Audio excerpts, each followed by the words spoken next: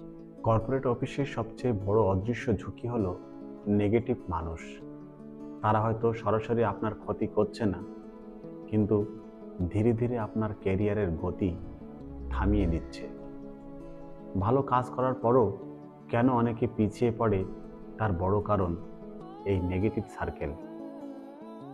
আমার দীর্ঘ 18 বছরের অভিজ্ঞতা থেকে তুলে ধরছি কিছু পয়েন্ট। নেগেটিভ মানুষ কর্মক্ষমতা কমিয়ে দেয়।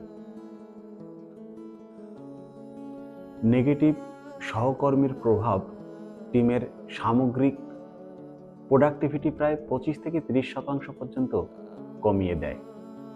অফিসে যারা সারাক্ষণ অভিযোগ করে, বসকে দোষ দেয় বা কোম্পানিকে ছোট করে কথা বলে, তাদের সঙ্গে কাজ করলে নিজের মনোযোগ ও কাজ এবং কাজের মান দুটোই নষ্ট হয়। এর ফলে কি হয়? ম্যানেজমেন্ট আপনাকেও নেগেটিভ দেখে।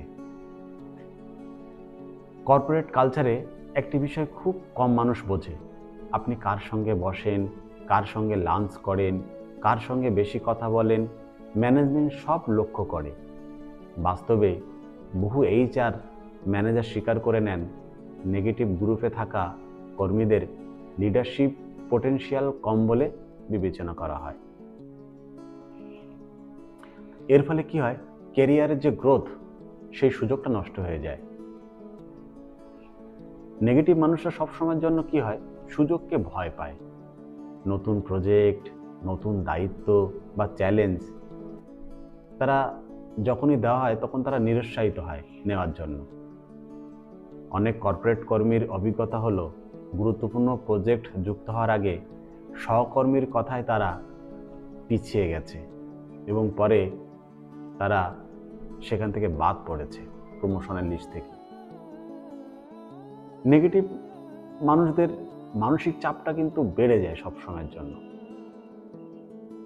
কর্পোরেট জবে এমনিতেই স্ট্রেস বেশি থাকে, নেগেটিভ মানুষের সঙ্গে থাকলে এই চাপ দ্বিগুণ হয়। কর্মক্ষেত্রে মানসিক চাপ নিয়ে কারা একাধিক সার্ভেতে দেখা গেছে, নেগেটিভ পরিবেশে কাজ করা কর্মীদের মধ্যে বার্ন আউট এবং চাকরি ছাড়ার প্রবণতা খুবই বেশি। এবং এর ফলে কি হয়? নেগেটিভ মানুষদের সঙ্গে মিশতে মিশতে সিদ্ধান্ত গ্রহণের ক্ষমতাও দুর্বল হয়ে পড়ে।